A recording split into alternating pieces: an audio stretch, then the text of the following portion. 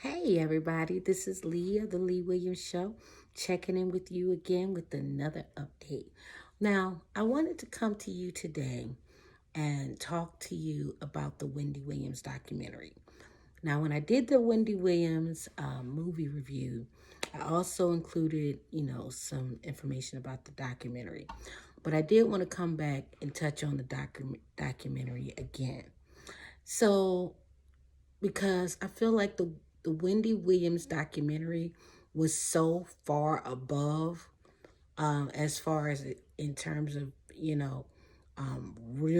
realness, rawness, edginess, passion, emotion that we I've never seen that level of emotion and transparency in any documentary before.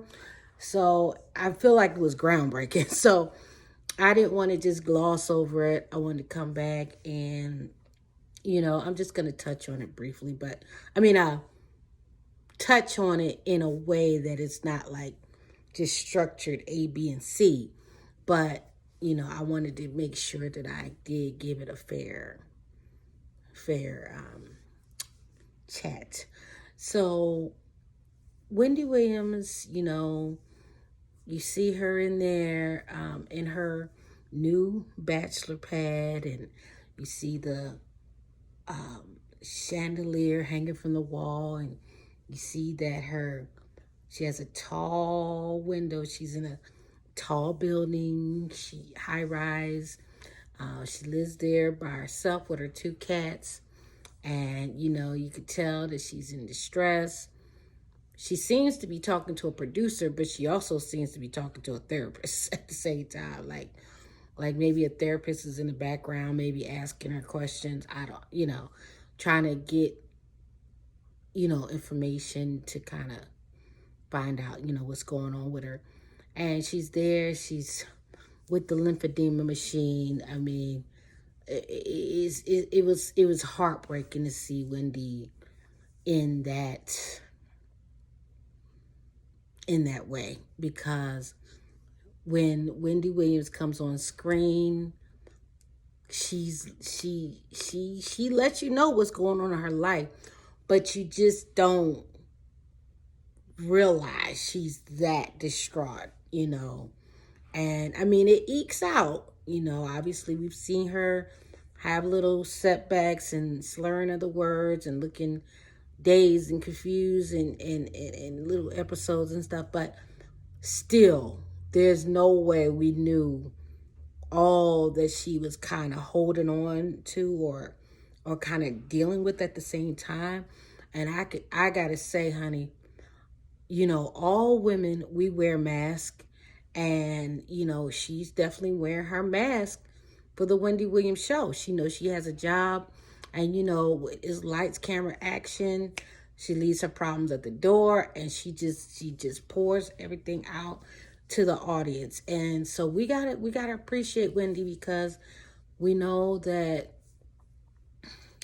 when you're in that much pain or emotional distress, and then you just have to put on like the show of your lifetime, just to keep up appearances. But not only that, she says she got over 100 people relying on her for income, and they need the ratings, they need money, they need income, so she wants to be there for her staff, and obviously for her and her legacy and her son, and it is a lot of weight on Wendy. And I applaud Wendy for even just being able to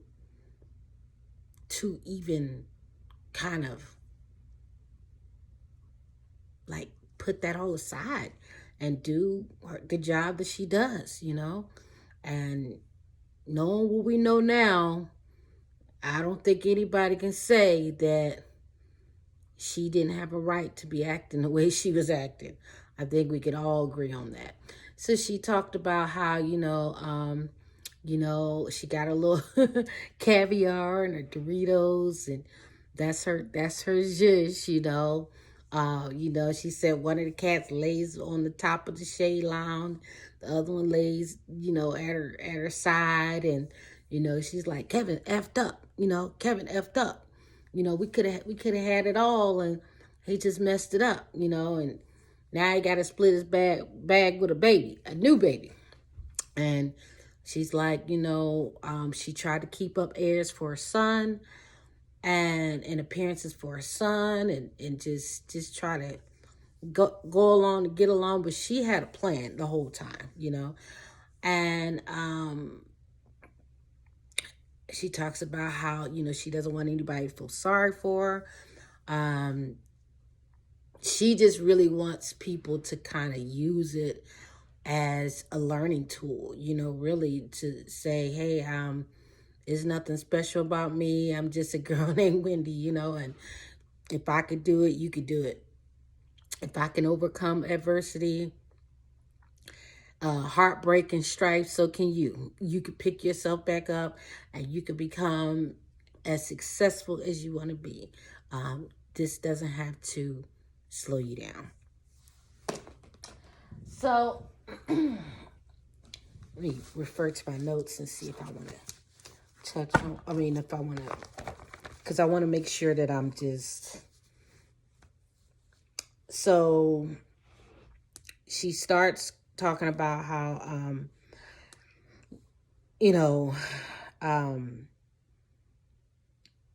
she's known, well, anybody that knows Wendy Williams knows she's considered a shock jock, right? And she's known for, giving the most salacious details about other people's life. And Suzanne, her producer on the show, that handles the audience, is like, look, she knows this stuff is being talked about. If they're talking about it, that means we got to talk about it. But it was kind of weird because it was actually her life. And, you don't want to, it's not, you don't just,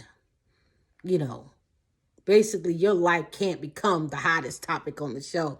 But she had to talk about it or she would lose her credibility. And I was so glad to see Suzanne. Y'all know I'm a big Suzanne fan. I'm always, like, yeah, we got Suzanne. I always like to hear her in the background. I always love when Wendy interacts with her. And, I just feel like she really has Wendy's back. Like, I really feel a genuine connection between those two. And I feel like this girl has prayed and cried for Wendy. It just, because, if you're around somebody like that and that much emotional distress, but you can't do anything to save them or help them, all you could do is kind of just support them and love them and hope that they get the strength or they figure out or, a way out. But it's painful because the people around you, they go through it too. They go through the breakup too. They go through the ups and downs because they're the ones hearing about it all the time, So I just feel like Suzanne is a genuine friend as well as co-worker. So she talks about, Wendy was talking about how she felt God was punishing her because, she's known for being the shock jock and the female, black female version of a Howard Stern. And, she had that infamous Whitney Houston interview where Whitney Houston drug her for filth on the radio. And then she had that infamous interview with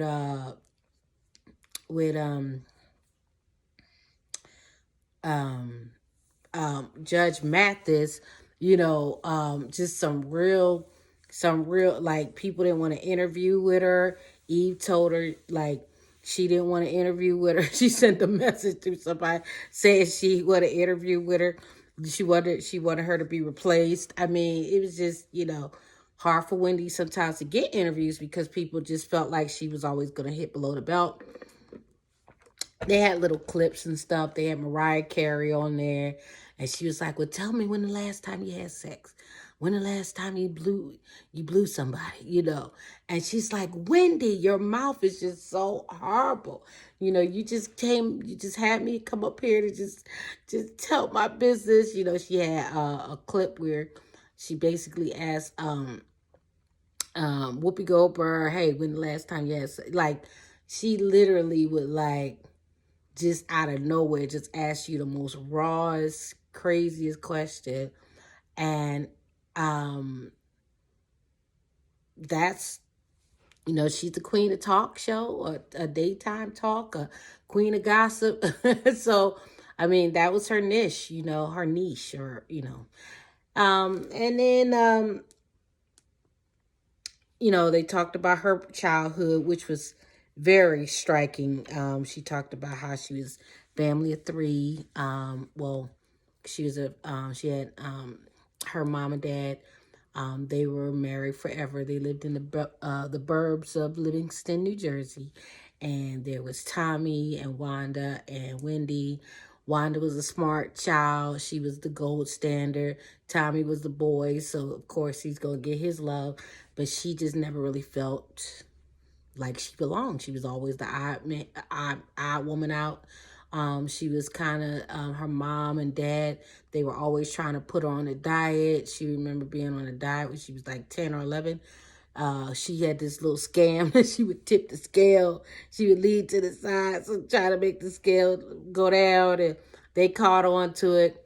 What I loved about it is that her mom was interviewed in this movie, and I know she's gonna cherish this documentary, not only because she got to tell her story, because when you're carrying that much weight and you can't tell anybody what's going on, it's like you feel like a crazy person. Because I have those same issues, where I have things that I want to tell people about, but it's either,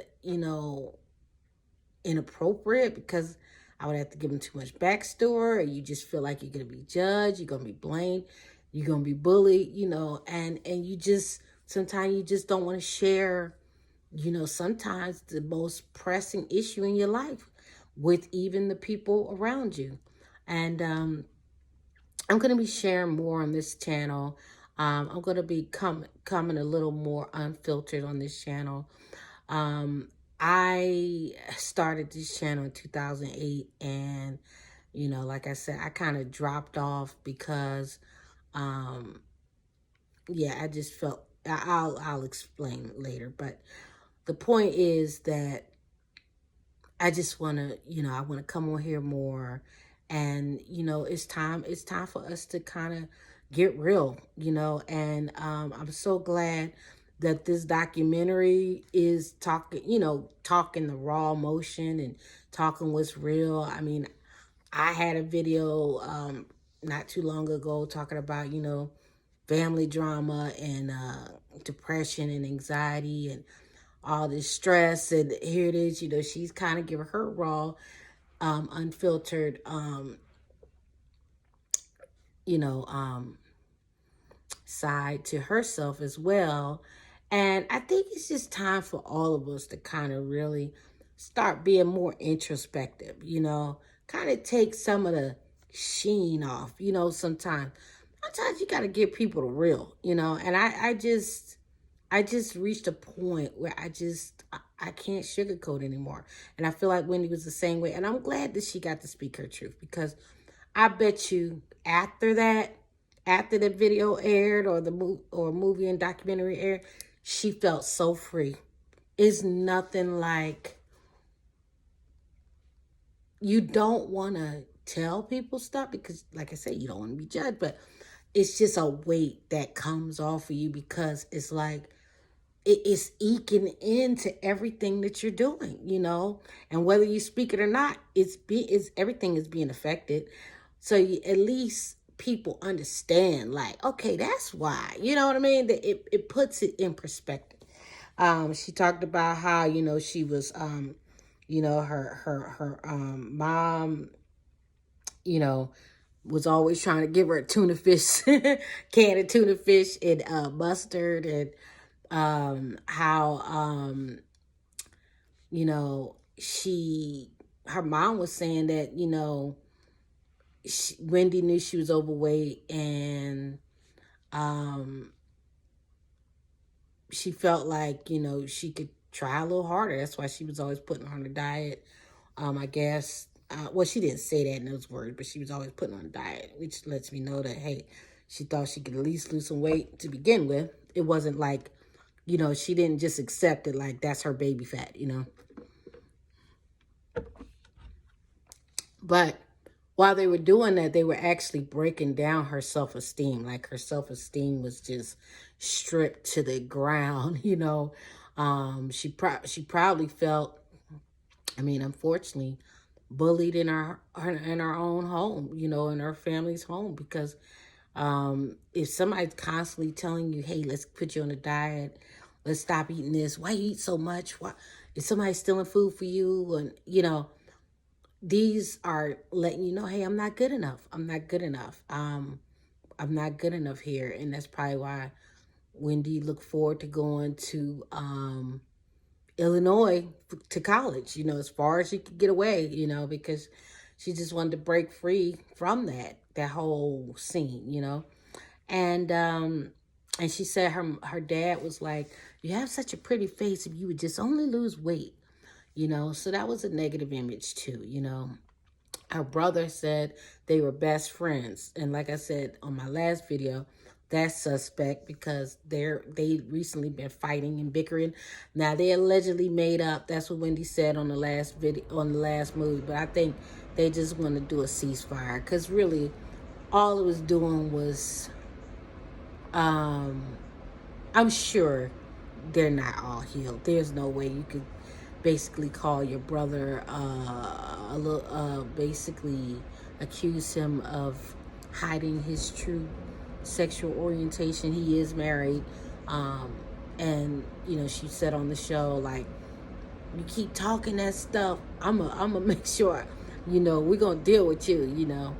But now they're trying to present a good, I guess, the image that they mended their ways. And you can feel free to check out my last video where I talked about it, my last 2 videos on Wendy. But yeah, that was BS, because I'm like, now time we talk about y'all were besties, like Wendy, no, there's no way y'all were besties. There's no way. But anyway, I had been watching Tommy videos as well, and Tommy said he was her protector. Like he would fight for Wendy. I think he said he used to work for Wendy for a little bit, like security wise or something. He did something for it, but I don't know.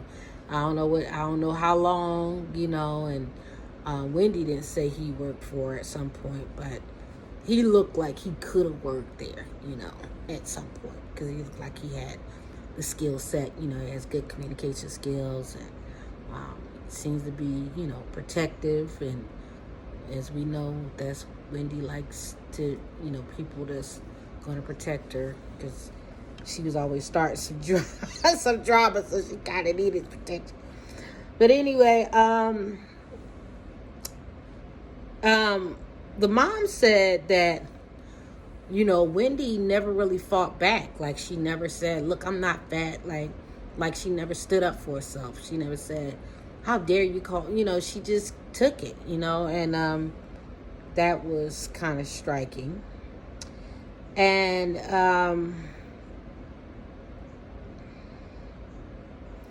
Wendy says she likes being her own best friend. I think that's part of the problem.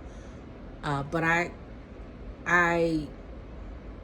relate a lot to Wendy. I relate a lot to just this, not only Wendy, but like her family dynamic, being the odd man out. I feel like I'm the odd man out.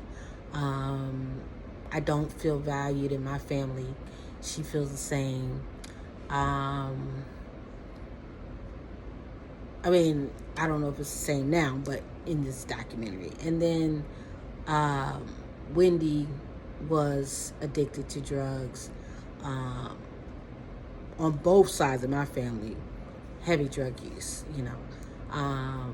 all throughout the family. So, I kind of related, I related. I was very, and I loved somebody very deeply, for 10 years, and it didn't work out. She loved Survivor very deeply for 20 years, and or how many years did they say? 20, 30 years? Yeah, 30 years, and it didn't work out. So, you know, well, almost 30 years, because I know she said they met when they were 29, well, when she was 29, but she's 56 now. So only 3 more years. Yeah, you might as well say 30 years. So, I mean, and I know what it feels like to be cheated on as well, and it hurts, and I related a lot. So,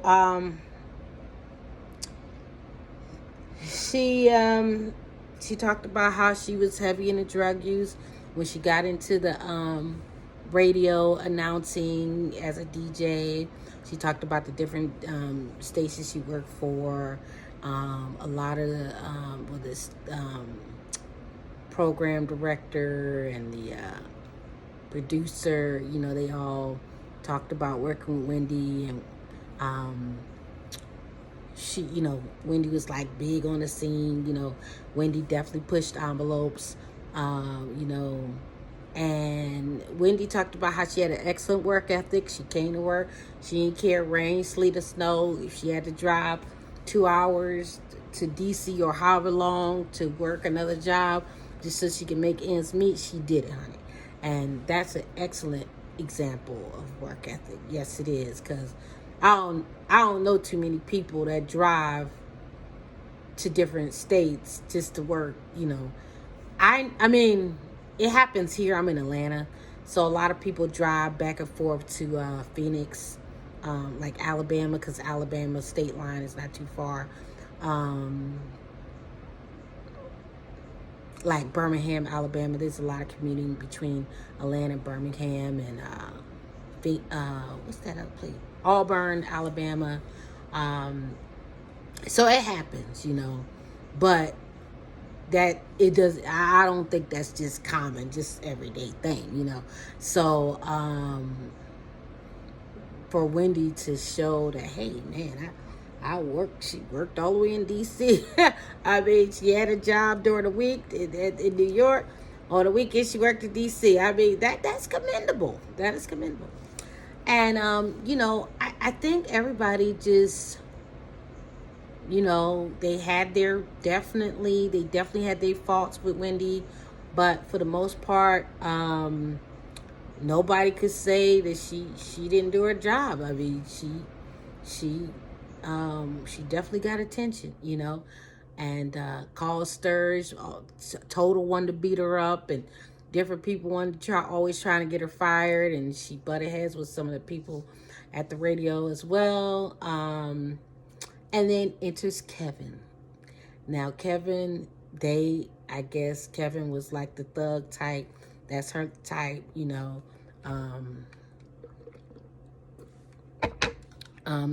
They fell for each other. Well, Wendy definitely fell for him very easily.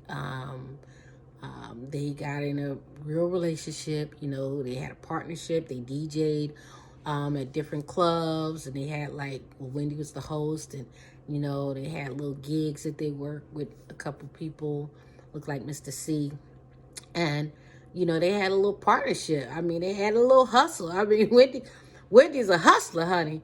And yeah. And like I was saying, I mean, obviously I'm not to her level, but I did have my little radio show at Fisk University, WFSK 88.1. And I did the Slow Ride to Ecstasy. It was like a little R&B slow jam show. Because, see, I'm from Philly. So Power 99, where Wendy worked, that was like my favorite station, Power 99. Power 99 FM, the jam. You know what I'm saying? So, but I didn't even know that Wendy worked at Power 99. I had no idea. I could have swore when I heard about it, I thought she worked at WDAS because I never heard about it, but I looked at the years. She must have worked there from like 97. I didn't catch the exact time, but Looked like she worked there from like 97 to 2000, I guess, And I would have been in college then, because I went to college in 92. Yeah, I went to college in 92, graduated in 97. I was on the 5-year plan. And then I went to the military. So I didn't even know. I had no idea she worked in Philly, especially Power 99, because that was like my favorite state. And she was with Carter Sanborn, like Sanborn in the morning. I mean, I loved his voice. She had her baby, she had so many miscarriages. Now, from what I understand, she had a lot more miscarriages than just the 3. But the fact that she had like full, like not full term, but they were like 2 5-month pregnancies back to back that she lost. And then she had a 7-week pregnancy that she lost. I mean, and then Power 99 was happy, not happy enough, nice enough. They didn't want to do it at first, but they were nice enough to let her, had a baby on bed rest. Kevin never judged her because she smoked, she did the coke, and he never, frowned on her. He just, he was cool with him, but then she did feel, because of the miscarriages and stuff and things that was going on, she did decide to quit on her own. She said it took her 4 days. Okay. I definitely don't believe that. Okay, so Kevin, he's he's a slick one, because if you pay attention, she always said he never wanted to get married. He never wanted to get married, and he never wanted to get married. And then when he realized, hey, these babies weren't living, I guess he wanted to give her hope, or he made a deal with God, or to get this baby.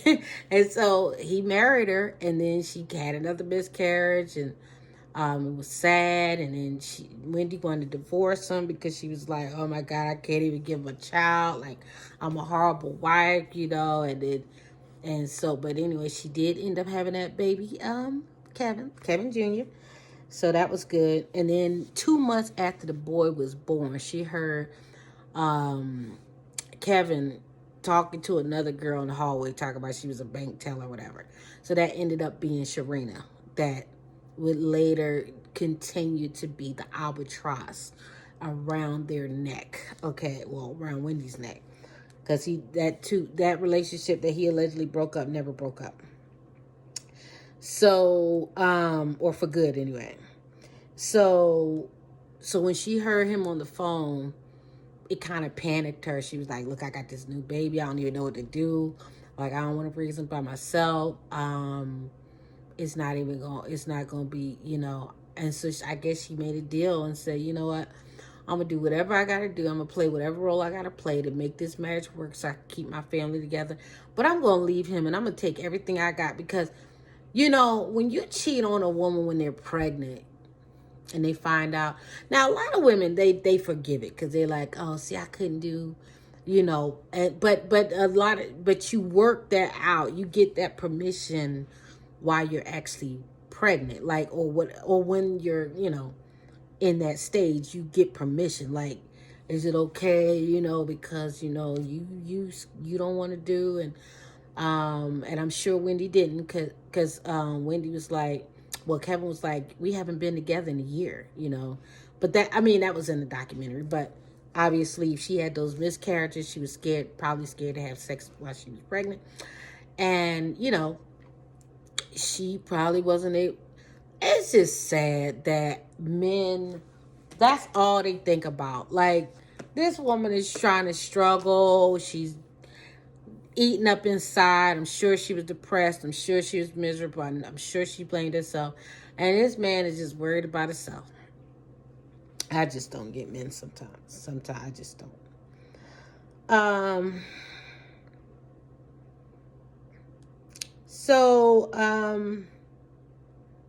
So yeah, I guess, she had already started getting the plastic surgery. She already had the boobs, shortly after they met.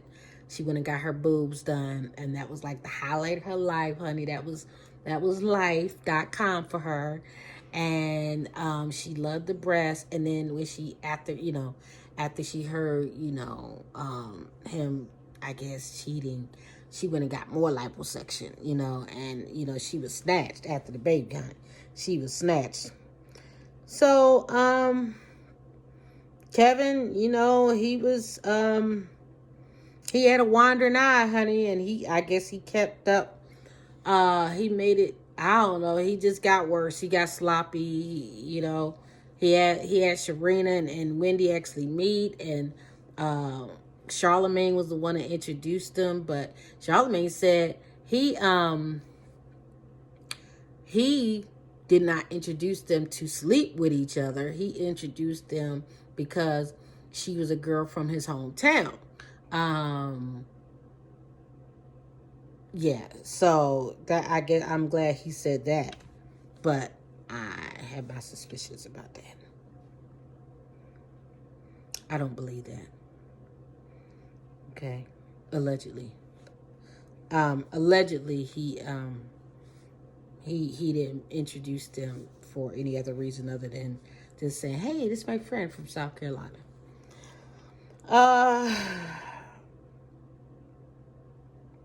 I mean, he seemed honest when he said that, but I personally don't believe it. Okay, and I have a right to believe what I want to believe.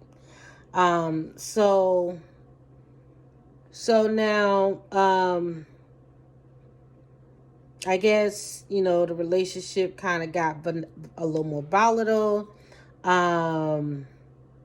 So she decided to hire a PI to track Kevin because he was getting more, because he had the pad down in Fort Lee, New Jersey, where it was like the crash pad or the party hangout. And she said she would go there and was like, "Who's that Rolex for?" "Oh, it's for you, honey. I was going to get it for you." She was like, "Hell no. Hell no. Who's the bitch? Who's the bitch? Where's she at?" And then she said she would pull the sheets back and the sheets would be nasty and just, panties that she couldn't fit was in there. Nasty sheets. Men, oh my God. I don't want to say all of y'all because I really don't believe it's all of y'all. But that was too much. That was too much. So then, she got a private eye, to follow them, and found out he was supposed to be going to LA to do some business for her, but come to find out the PI tracked them in Miami. They were on the beach. Sharina had her deuces up like this. And Karen was like, "Don't put me in this picture, bitch." He was like, looking like, "Don't put me in this picture. I told this bitch don't take no picture." Okay, but anyway, yeah, no, that was very disrespectful. So then he came home, and she confronted him. And he denied it. She said she made sure her son was awake at college, so she couldn't hear the fights. He couldn't hear them fighting, arguing. And, later on, while she was waiting for Kevin to come home, she started drinking. Because, allegedly she was sober and no longer doing drugs, in her opinion. I mean, in her words. But I don't believe that either. And then, so when she found out about the baby, the pre-eye, the pictures and stuff, trip to Miami, she started drinking. She was on the third bottle by the time Kevin got home. She confronted him. She went off on him. And I guess he left the house. I don't know. I don't know how that all went down. I don't know if he stayed there or left for a little bit and came back.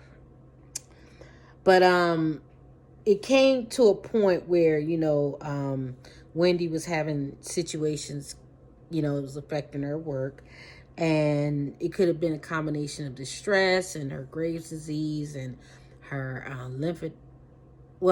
just probably the stress and the Graves' disease or something, exhaustion. Your stress is a killer. So, I mean, stress can kill you. So, no joke. I mean, I think we all know that. So, that makes sense that she ended up fainting on Halloween and on her show. And her show is taped live. And nobody could really save her, but thank goodness Kevin was there and he came and picked her up like a damsel in distress, and was her hero, and like he always was. Kevin, based on what she said she loved Kevin. Kevin was very protective. He was supportive. He ended up being her manager as well as like a bodyguard. He protected her from when they wanted to go beat her up because of the things she said, and he was her protected end. But that was like definitely the point where things are going to change. So then she found Serena snooping in her driveway, like looking around, taking pictures and stuff. So she was like, okay, hell no. But she had already found Serena's spot. And she said she actually went over there and gorilla glued the mailbox shut, spray painted the mailbox, spray painted on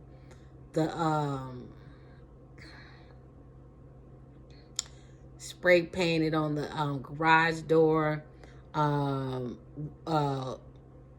Wendy and Kevin forever in pink, because she wanted him to know that it was her that did it, because it was pink, it was girly.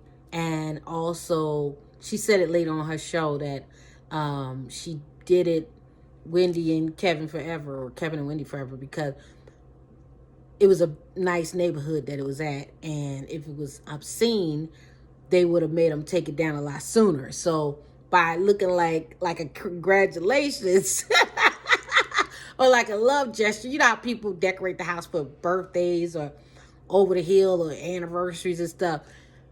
It kind of looked like that a little bit instead of just straight up vandalism.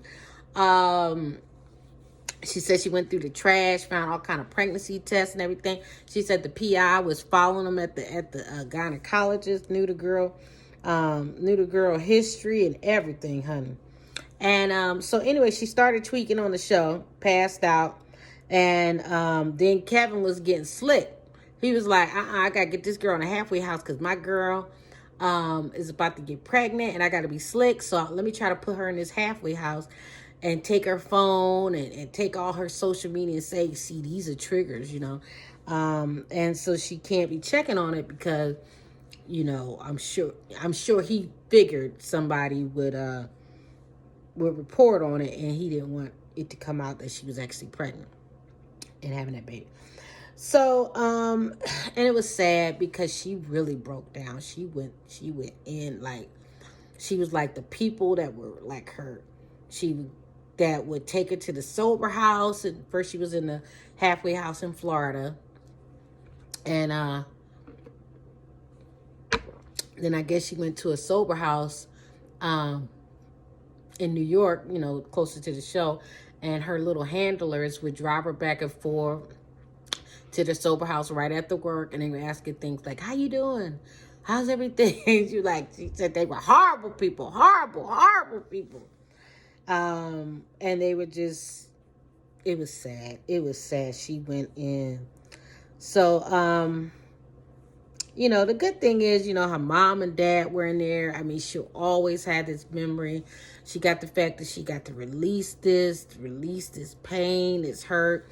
She got to explain some of the things she couldn't always say because, it's a show, and she just got to present a good image. I mean, like, I'm thinking about Beyonce when they threw that girl out, the cute one, the cute light-skinned one.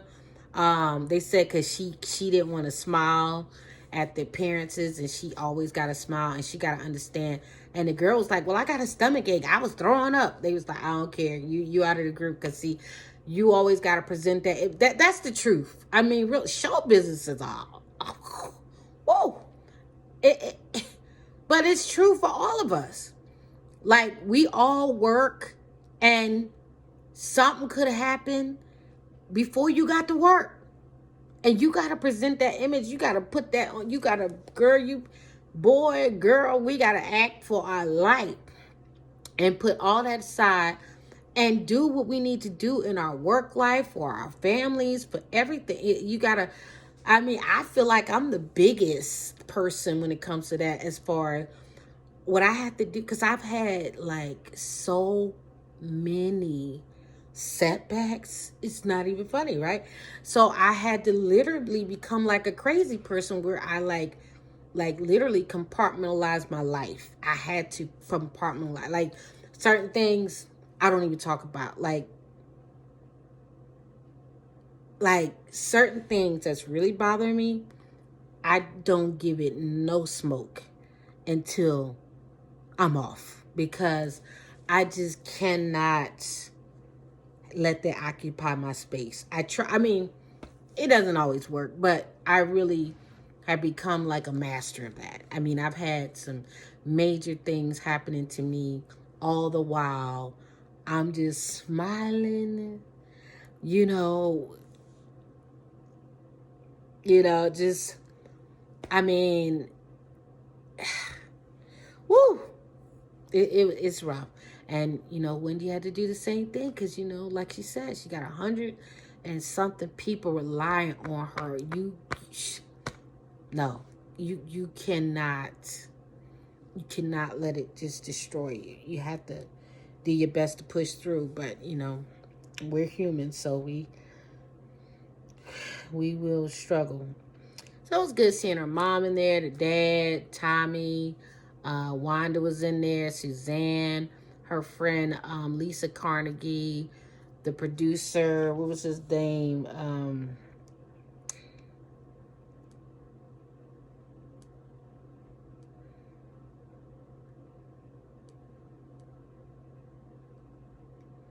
Arthur J. Evans. That was the producer, one of the producers that worked with her. The one that was talking a lot, Benny Brown, she loved him. He was good to her. Yeah, Mr. C in there. Jerry O'Connor was in there. Andy Cohen was in there. Being interviewed from Real Housewives, well, the Bravo franchise, Real Housewives franchise. Watch What Happens Live. You had people from The View. You had, she had my girl on there. Oh my God, I can't think of her name right now. The one with the red hair. I love her.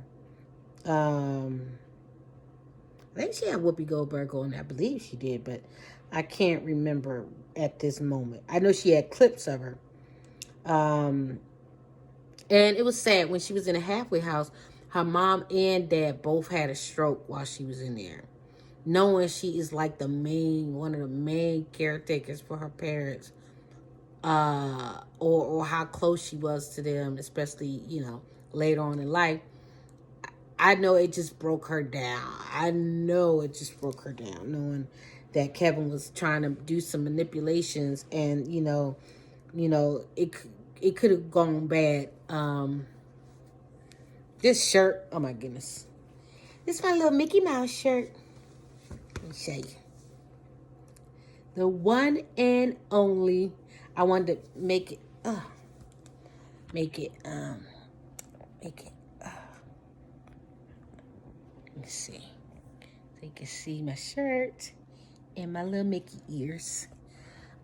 Mini ears.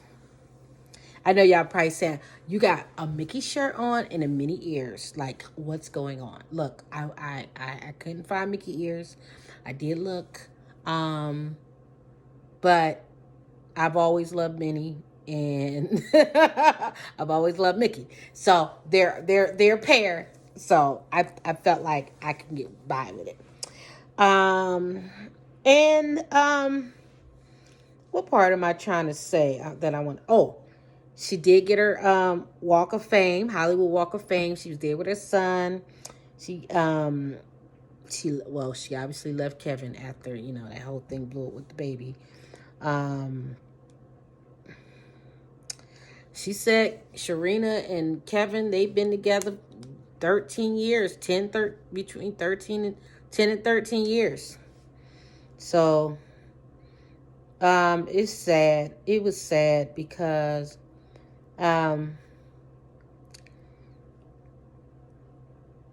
it's like, did we almost have it all? I just wanted to listen to the song Whitney Houston. The night we held on to the morning. We'll know you never had that love again. Hey!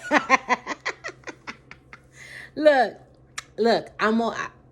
y'all, I don't know if y'all know this, but I am a real entertainer. I'm not a singer, but I am an entertainer, and I can put on a show. But it's just that, I ain't been I ain't been honing my skills since this whole coronavirus thing.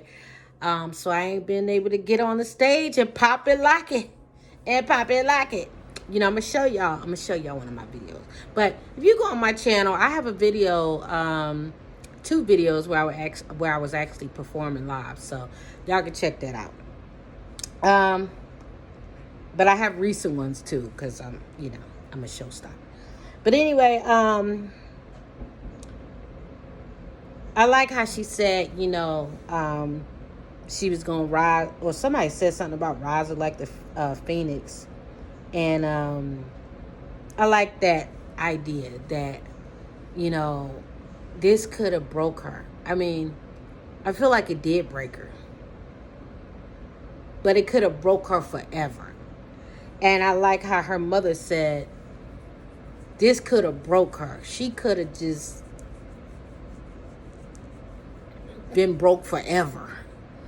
But her mom was like, not my child. Not my child. My child is everything. My child will bounce back. So I'm glad they had her mom saying that.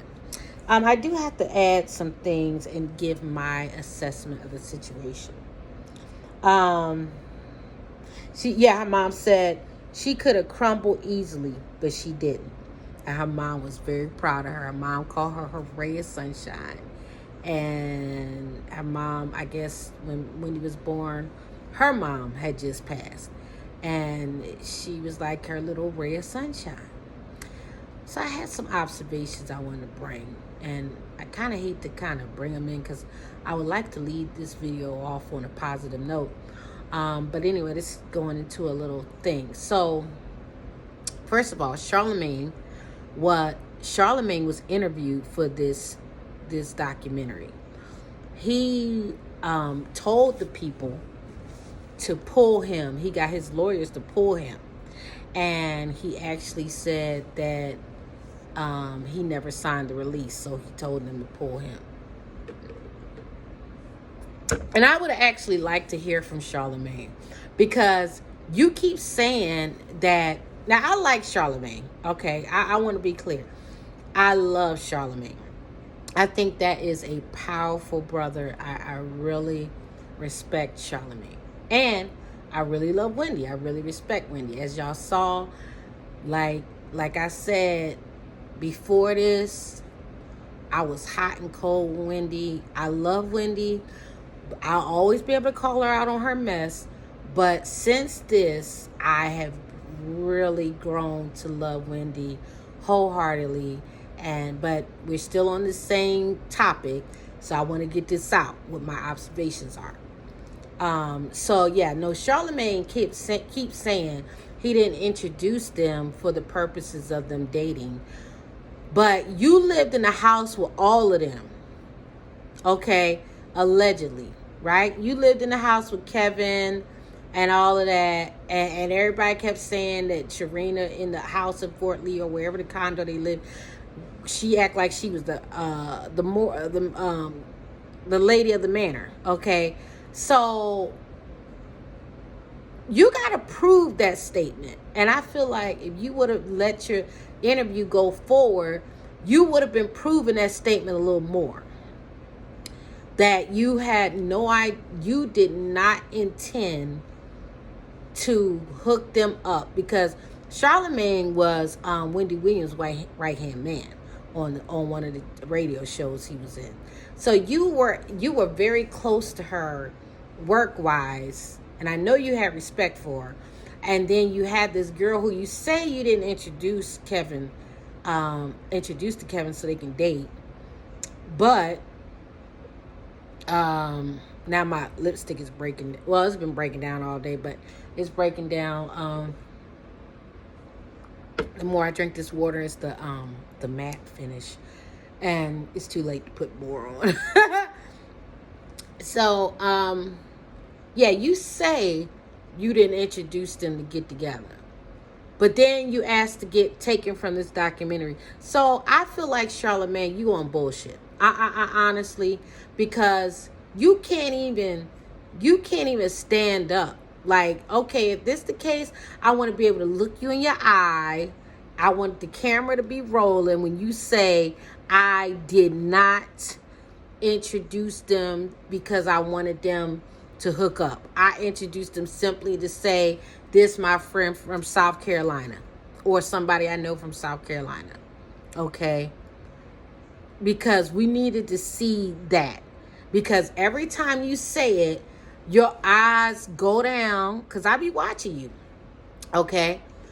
Because you're very intelligent. Okay? And that's why I feel like you're on bullshit, because every time you say it, you get real dry. And then you be giving us mixed signals. And this is a big mixed signal and a red flag that you asked for your interview to be pulled. And I do have receipts, okay? And if y'all want me to post them, I will. But I think Charlamagne be striking people's channels, so I don't know if I want to post that. But anyway, the point is that, like, why you didn't want your likeness in the documentary. Like, if you really, like, I saw where you and Wendy made amends and y'all had a conversation, and you've been telling her this all along. Now, I know you got fired from that radio station and nobody knew why, and you really felt like you had got done wrong, which I believe you did. But it's like, come on now, this is 2021, and you had a chance, or this was 2020 when you made this probably, or probably 2020 when you made it. And you had your chance, man, to say in front of the world and speak with conviction and authority, and we can look you in your eye to see if you on that bullshit, okay? And you didn't want the video, you didn't want your interview to be added to the documentary. Why? Okay, you need to explain that. And you almost need to say that in a separate video, because I don't understand. And until you do a separate video with Wendy, like a sit down video, so we can see your eyes, the whites of your eyes, to see, okay, is he on bullshit or is he just trying to play? Okay. And even if you did, okay, just say sorry, man. This was like so long ago. Okay, we can own up to our mess, but we need to start owning up to it. And I really don't believe you, Charlamagne. I'm so sorry. Another thing I'm calling BS on is that Wendy Williams said that she's not on drugs, or she kicked the habit in 4 days. Okay, my mother was a drug addict for 14 years. Okay, my mother tried to get off drugs many, many times. Okay, now, I'm not sure if all of it was her own decision, it was court ordered or what, but she did try, okay? And she was successful, but it took 14 years to get off of drugs, okay? So for Wendy to have such a crazy drug addict that she was talking about, there's no way she kicked that in 4 days unless she found a new form, okay? Allegedly, okay? Obviously, allegedly. But I'm just saying, I'm going by your, like, because I'm the daughter of a drug addict, right? So your actions and your behavior, and the slurred speech, you get spacey and stuff, that could be stress. But when it also could be drugs. Now, I don't know if it's prescription or what, but, and I don't know if you take it too much, you take, or you got a little extra, or because look, drug addicts, they know how to play, okay? So what they would do, like even in rehab, a lot of them would tell their doctor to give them methadone, okay? Knowing that the methadone was still a drug. And then they would be in the rehab trying to tell the people that they had to keep taking the methadone because their doctor prescribed it, and they would get their doctors to call, they would get their doctors to write letters about how they could not be taken off of methadone. Now it is true, you cannot just take somebody off methadone. You have to kind of phase them out. However, these people were not trying to get off it at all because they realized that they didn't really need to go take drugs anymore. They could do the prescription drugs was just as bad. The Lortabs, the Percocets, the Adderall, the methadone. Okay, yeah, exactly. So, ma'am, the only way I'm going to ever believe that you don't have a drug problem is if you agree to random drug tests with an outside independent person who that you couldn't pay him off. And who can't you pay off, Wendy? Wendy, you are a millionaire, $60 million heir. Okay, so miss me with that, Wendy. If anything, you should just always say, you know what, I'm human. Just don't make these bold statements because you look crazy, because you're on there and all these signs point to drug use, and you're saying you don't have drug use. Okay, come on, miss me with it, Wendy. Okay, I gotta call BS on that. Also, I want to say that I felt for Kevin because I don't like everything he did, and I'm never going to agree with cheating. I actually hate cheaters. I actually despise cheaters. However, I've grown, okay, and I just realized people aren't perfect, okay? And the reason why I know they're not perfect, because I'm not perfect. I have a lot of flaws. I'm not the best, okay? I turn up, okay? I got a saucy mouth. Hey, I've drank a little too much. Well, I haven't taken any drug, but I have drank a little too much, and that's still abuse, you know what I'm saying? So, I mean, I don't like to drink, but I have drank a little too much. Like, for example, I have a very low tolerance. If I drink one drink, I could be just done, right? But I had a couple times I had 4 or 5.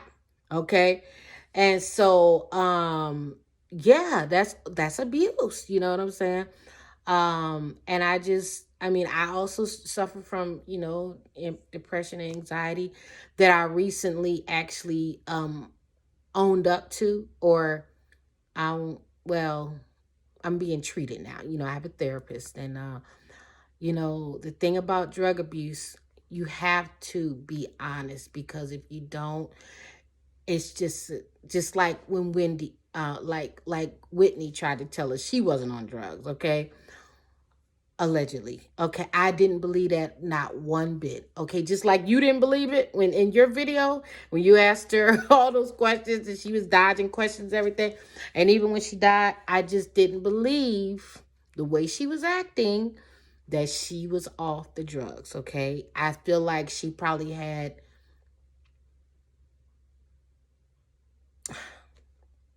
So drug addicts know how to play games. So if they know they're going to be seen or something, they could probably sober up for a little bit, and and then they go back to it. There's some people, they call them like functional addicts, where they could be perfectly fine all is well, and then something happens, and you keep calling them and calling them and calling them and calling them, and they don't answer.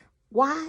Because they're at the drug house for a couple days where you don't see them for a while, and they sell your cars and they sell your things and all of that. Okay. So, and I've witnessed that and I've lived with that. Okay. So, and these people, they could go like this person that I'm talking about. This is not even my family member. This person could go like I don't want to say years, but they could go like 6, 8 months with nothing. And then just I don't know if the self-esteem or the ego got bruised or what. And next thing you know, calling, not answering. And then they come home a couple days later. And you know what happened. Because their money's gone. Okay. And the car is gone too, or whatever. And I had a really funny story that a family member that I live with,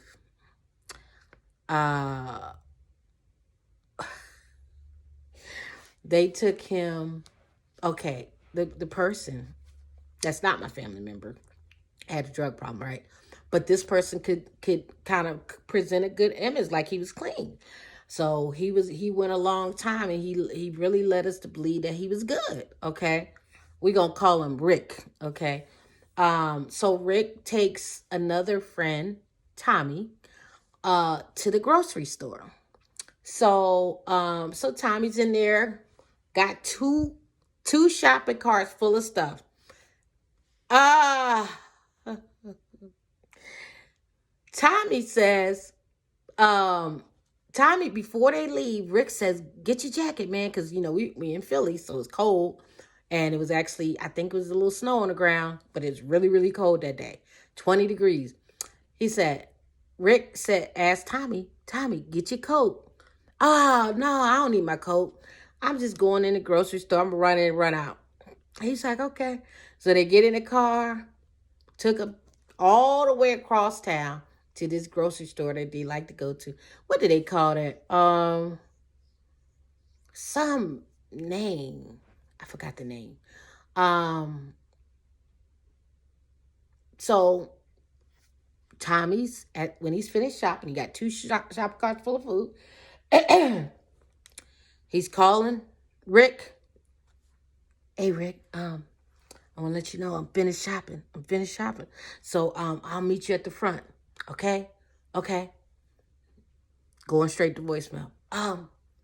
Rick, I don't know if you got my message, but I'm outside. I'm up front. I got the food.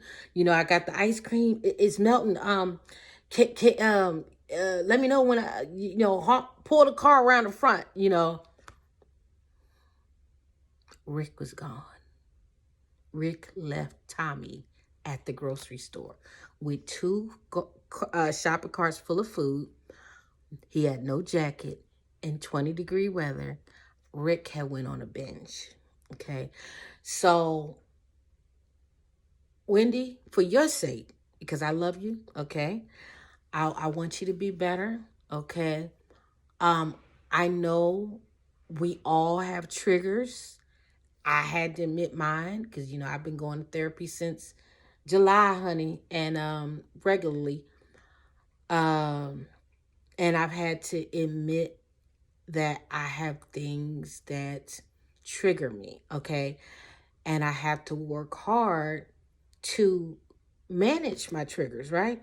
So I don't think anybody's going to love you less if you just tell the whole story, the whole truth, right?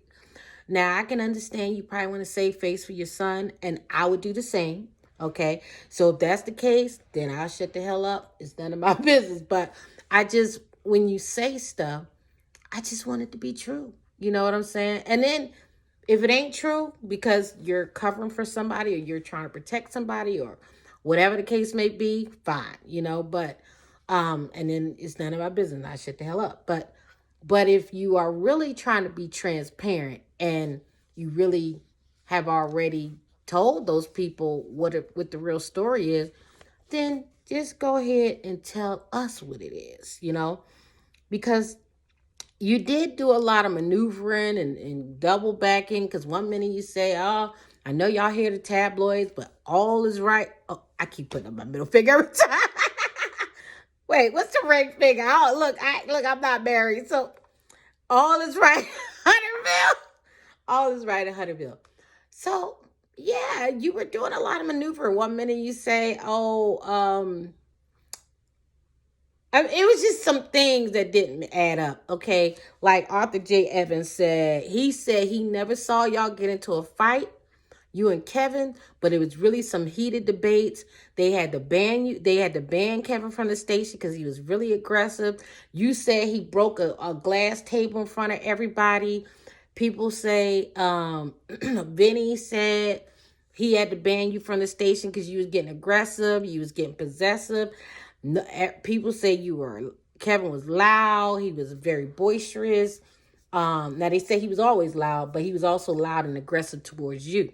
You said he was emotionally abusive. And another thing I'm going to say, in my opinion, I do not feel like you're being honest about the fact that you said Kevin never hit you. I have a hard time with that. I don't believe it. Allegedly. And I don't believe that Kevin never hit you. In my opinion, okay? I could be wrong. That's why I say allegedly, but it just doesn't make sense, okay? My mother and father, he was emotionally abusive, very emotionally abusive, and physically abusive. My natural father was physically abusive to my mother. My stepfather, they would get into these big, and mom would get into these big knockdown, drag out fight. They were married for 26 years. My mother's in heaven now, and my stepfather. And they would get into these knockdown, drag out fights. My mother wasn't hit or abused, but she would hit him. So, I mean, that's not funny, but it's just, how it is. And so, I mean, it is a possibility. It's just not likely. So the reason why I say it's a possibility, because you said it, okay, and you being honest and transparent about all these things that's, in my opinion, worse than which you may be covering up. But maybe you're covering it up to protect your family. I understand. And it's just hard for me to believe, okay? But I literally know that, I mean, I would wake up in the middle of the night, they would be shouting so loud. And now, yeah, I don't like people to shout around me. So I would wake up and I'd be thinking, oh, they're going to get into a fight. But my mother would be the aggressor, okay? And my stepfather never hit my mom. I've never seen him hit my mom. He would be crazy to hit my mom because my mother was the aggressor.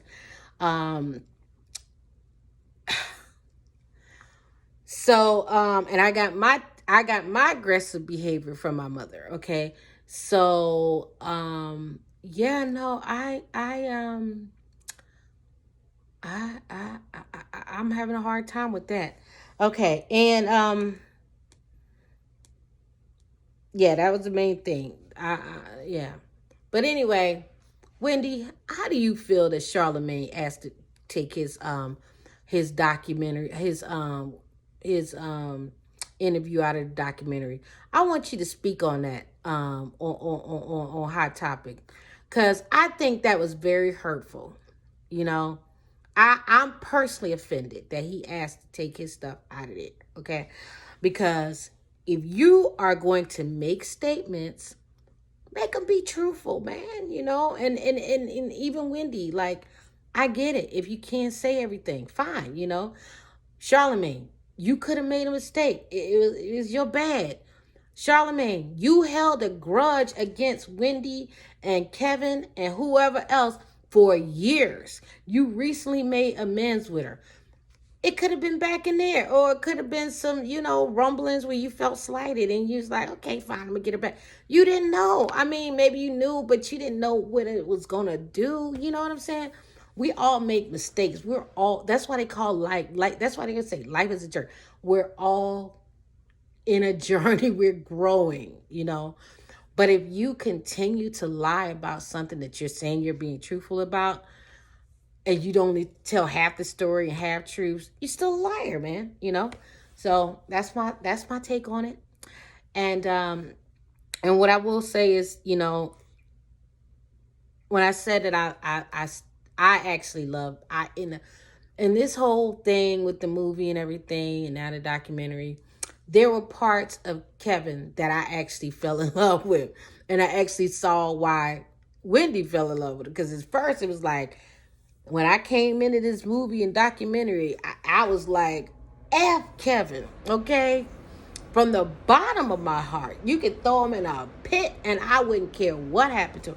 But as you kind of laid out, I don't know if you knew this, but in that movie, you made me sympathetic to Kevin. Because I'm like, well, he had... Sometimes, look, men, they're not like us. I don't want to say that because I don't want to make it sound, a certain kind of way. But I feel like,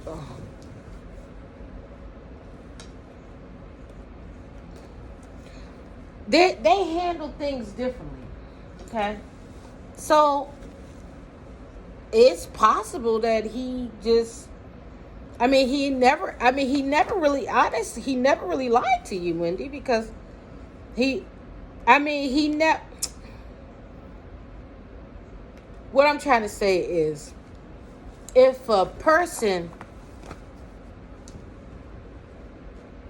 got to go through 3 miscarriages, or 2, or however many you went, I heard it was more than just those 3. But if you went through those 2 miscarriages, and they were very traumatic, and then it took all of that to see you go through all that pain for him to even agree to get married, because he said he never wanted to be married. He said he never saw any successful marriages, and he personally didn't like marriage. This lipstick is getting on my nerves now, so I gotta take it off. Yeah, he told you he didn't want to get married. He said he never saw a successful marriage. And he's younger than you, Wendy. So maybe he felt pressure to just say, yeah, I want to get married. But in his heart, he still had the same belief. And not only that, he didn't try to change you, Wendy. Like you laid it a lot on him at very early in the relationship. You was like, I'm getting these titties, I'm getting liposuction. I do drugs. This is a lot for any new man to adjust to or absorb. And he accepted you for everything, And then he was protective. He came out of the blue to beat up those, protect you from those crazy, allegedly crazy, total girls, when they were trying to attack you and stuff, and I'm sure other people, trying to attack you, and he was protecting you, and he loved you for who you were, but not all men want to get married. Sometimes you gotta pay attention when they say they don't want to get married, and it take something major for them to even want to get married, but their mindset still hasn't changed. They don't want to be married, They don't want to be married. They just want to maybe present a good image, or maybe they felt pressure, or they made a deal with God and they said, please, if I get married, please let my son be born, or whatever, my child be born healthy and everything. But his mindset never changed, He still was that same man that you met in 1994, okay? He was still that same person, okay? He didn't lie. He didn't lie about who he was. You changed, but he didn't change, mentally. So that's why I said I empathize with Kevin. Not only that, you got to realize a miscarriage, both parties suffer, and a lot of relationships and marriages don't survive that. So, and if he is truly your protector, or like you said, or was acting in that role, and as we can see he was, then he probably felt very, very helpless when you lost those babies, and it was nothing he could do to stop it. And then I gotta wonder,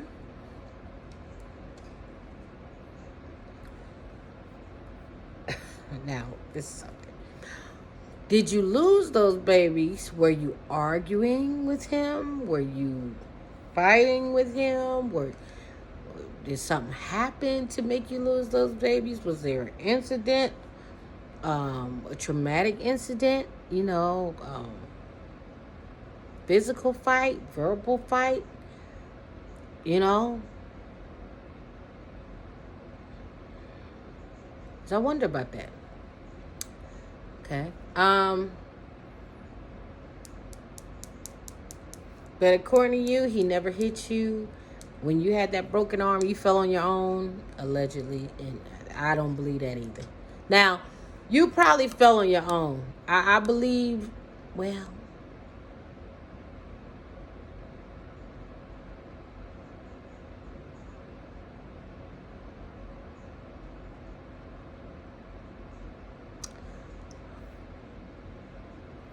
I don't believe it was all the way on your own. I believe that maybe you tried to strike him, and you lost your balance and you fell. Okay, allegedly, in my opinion, based on what I heard. Okay, I could be wrong. But I don't know. Something. I'm wondering. Okay. So, Kevin, he felt helpless. He felt like, I protected her and I'm her protector. She relies on me, and this is one time I can't protect you from this.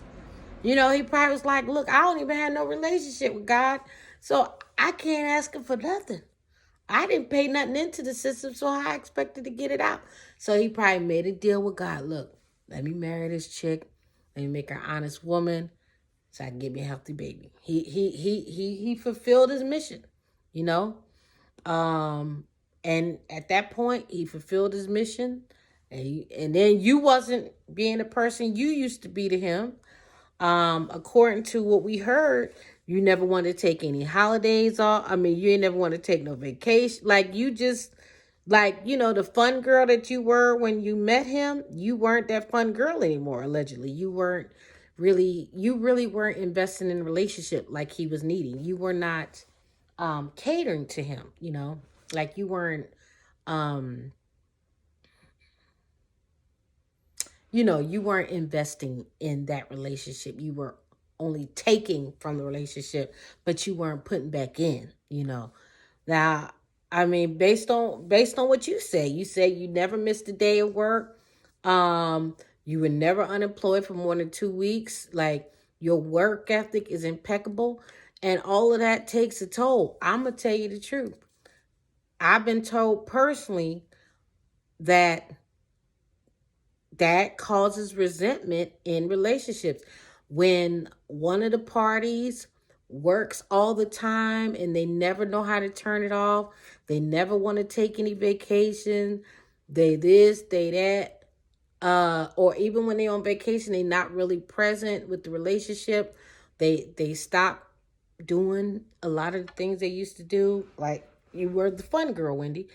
Like, the parties and stuff, maybe you stopped. So he was like, well, she don't want to do it no more. I'm going to go find somebody else. You know what I'm saying? Like, I believe, being a woman that was cheated on, right? I believe both parties are responsible for the breakdown in relationship. Just like my relationship. I was responsible for the breakdown in relationship because I too didn't do all the things that I used to do. The problem is that sometimes there's a lack of communication. Like the person will tell you, they'll give you little hints and say, "Oh, you used to do this, you do that, you don't do that no more," and you're like, "Well, I don't feel like it," and you don't realize that that's really eating at him, or that's really bothering him that you're not doing it anymore. So, I didn't pay attention to the red flag that my, significant other was sending me. Like, he was saying it, but I'm like, I'm busy. Look, I gotta work, I gotta do this. But at the same time, no, you can't keep taking from the relationship. You have to also put back in. And sometimes that's like, fuck work. Okay, we gonna go out. We gonna go on a vacation. I'm turning all my devices off. They can't reach me. I don't care. It's just gonna be me and you. You gotta, date your spouse, date your significant other. Go out on dates where get a babysitter, where and have like, conversations about, look, on this day, we can't talk about work. We can't talk about the kids, because a lot of marriages become all about the kids, and then the men resent that too, so just know that it takes two to break up a relationship. You know what I'm saying? And it also takes two to keep a relationship going. And based on what you were saying, you were okay with him knowing this girl. I mean, you saw the bed sheets. You kind of enabled him. You know what I'm saying? You enabled him. So we got to take ownership, Wendy. I mean, I got to take ownership.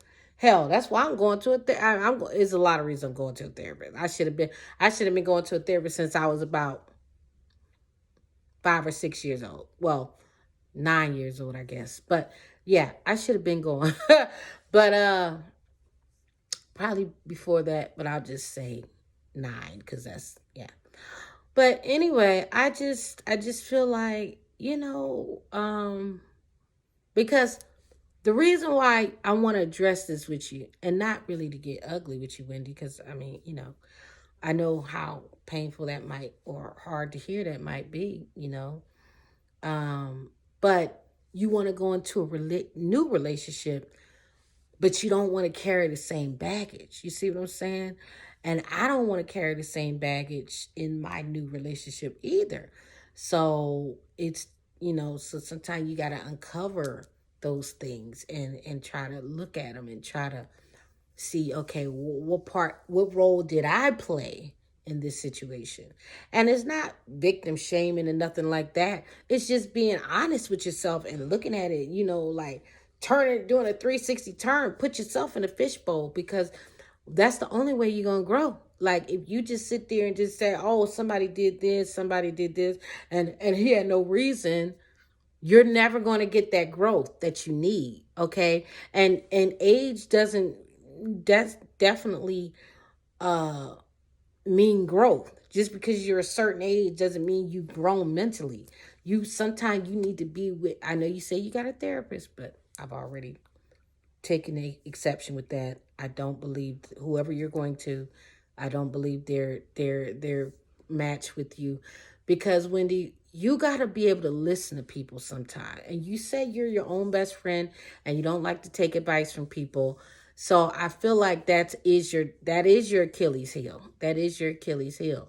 You have to listen to people, especially people you trust. You can't listen to every damn body, but the people that you trust, that and that you tested, because I'm sure you tested your friends or your coworkers, whatever. Test and the ones that's passing the test, that they loyal to you. Sometimes you gotta listen to them. You gotta listen. You gotta listen and take advice.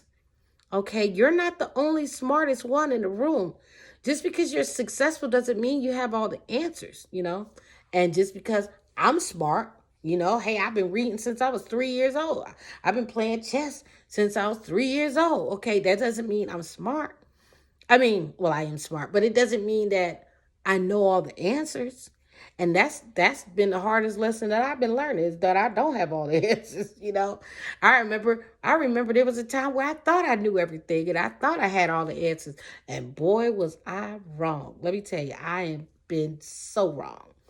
And that is a hard crushing blow to the spirit when you believe that you knew everything and then you find out you don't know a damn thing. And you have to learn it all over again. And that's why I like Iyanla Vanzant. I like Iyanla Vanzant because we need that. We need that tough love for ourselves sometimes. We do, because we could just go through our whole life just blaming everybody for our problems. We really could. We really could. But we got to take ownership, because that's the only way that we're going to keep from repeating the same mistakes. Nobody wants to be in this position again. No, I don't want this for you, Wendy.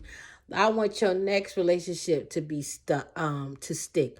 But you have a lot of anger, Wendy. You have a lot of anger and resentment. You need intensive therapy, okay? And I need intensive therapy. Let me tell you, if I could,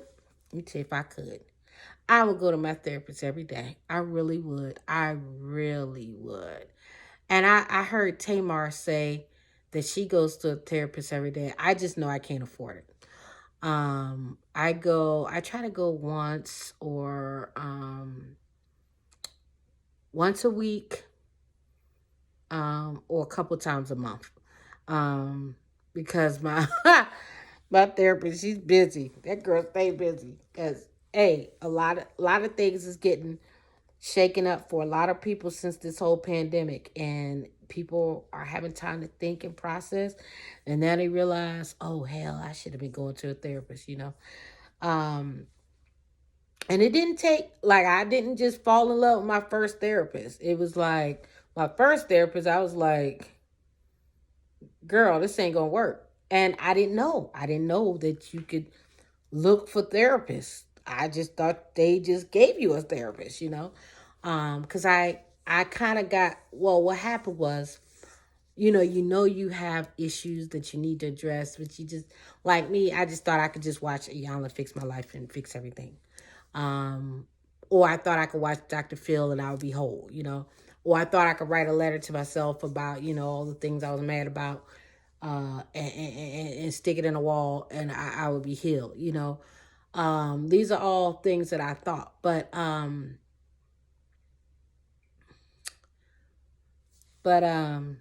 when my nephew died, it just conjured up all of these old emotions. And I went to this one therapist, and we looked at each other like, we had no, we just didn't see eye to eye. But I just thought they assigned you one, just like when they assign you a doctor. I didn't know you could be picking doctors and stuff like that. I found out later, but my new therapist, oh man, she challenges me. You need a therapist that's challenging you, Wendy. Like, you don't need somebody to just, how much? Okay, just make the payment out, and you're not processing. And I feel like you are a exceptional person, and I feel like you are doing a good job as far as at least getting the emotions out. But now you need to kind of channel it a little bit, like, because you don't want to, me and you, or whoever who's watching this, and we went through a breakup, a painful breakup, we do not want to carry our same hurt feelings into the new relationship. It's not right. It's not right. So I'm gonna end this video. I hope that somebody got something out of this video. I'm working hard. I'm trying my best to make more videos. It's hard for me because um my mood swings lately are very sharp, because I have a lot of triggers. Um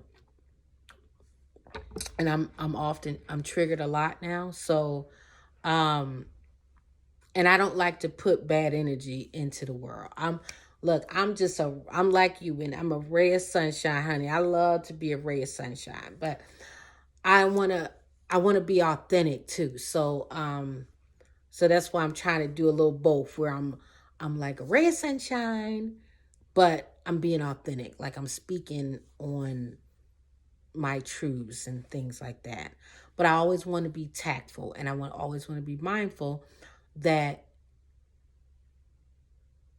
you just have to be protective of people, which I'm sure you are. So did y'all like my little Mickey ears? Y'all like it? Oh, I love it. Isn't it cute? I love it so much. Oh my God. I know I look crazy, but or childlike, but I got a whole bunch of aprons because my new life is in the kitchen now. Because I had to learn how to cook during this pandemic. So I learned how to cook thanks to HelloFresh. And I'm gonna do a video on HelloFresh, and I'm gonna show y'all all my aprons, okay? And one of my aprons is a Mickey Mouse apron. So, I needed my ears to go with it. So anyway, thank y'all for watching the Lee Williams Show. Feel free to comment, rate, and subscribe. Hey, bring your thoughts to the forefront. Don't be shy. I know that there's a lot to we got a lot from Wendy, and we got to be thankful that she was even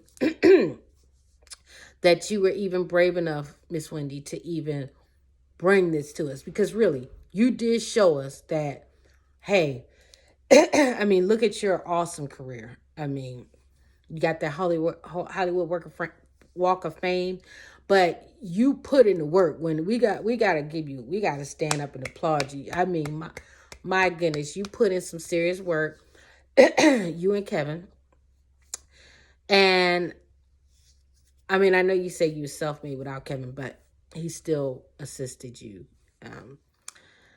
at some point. And I just feel like that you gave us something to aspire to. I mean, I don't want to go through what you went through, but you let us know, hey, sometimes you got to put your big girl panties on, and you just got to go out there and do what you need to do till you are safe enough to leave, without no incidents, because safety is first, and yeah. So anyway, I know I have a tendency to ramble on, but I really had to double back, because I was like, you know what? I feel like I did a drive-by on the documentary, and that wasn't fair. You put so much effort into it. It was so groundbreaking. I see it got some serious, awesome ratings. Did I want to say anything? Oh, guess what? I was listening to another blogger. Shout out to Armand Wiggins. He watched the documentary, right? And he saw Charlamagne's parts on there, on the original cut that they were releasing to people. And a caller called on there and was like, Charlamagne was not in the documentary. So that's how we figured out that Charlamagne's interview got pulled, because the original cut that got released had Charlamagne in it. The one that was actually broadcast, he was not in it. And I did see a recent, I did go back on the Breakfast Club, and he did say, and they said, well, Charlamagne, you in it. Angela Yee said, well, Charlamagne, you in it. I don't know what you're talking about. And he was like, well, they got a couple days. He said, I'll be reaching out to my lawyer. He said, I will not be in it because I did not sign a release. So that was a gag. But Wendy, please tell us your thoughts on him not being in the documentary. That was shade. That was shade. And that was phony. That was fake and phony on his part. Thank you for watching. Bye-bye.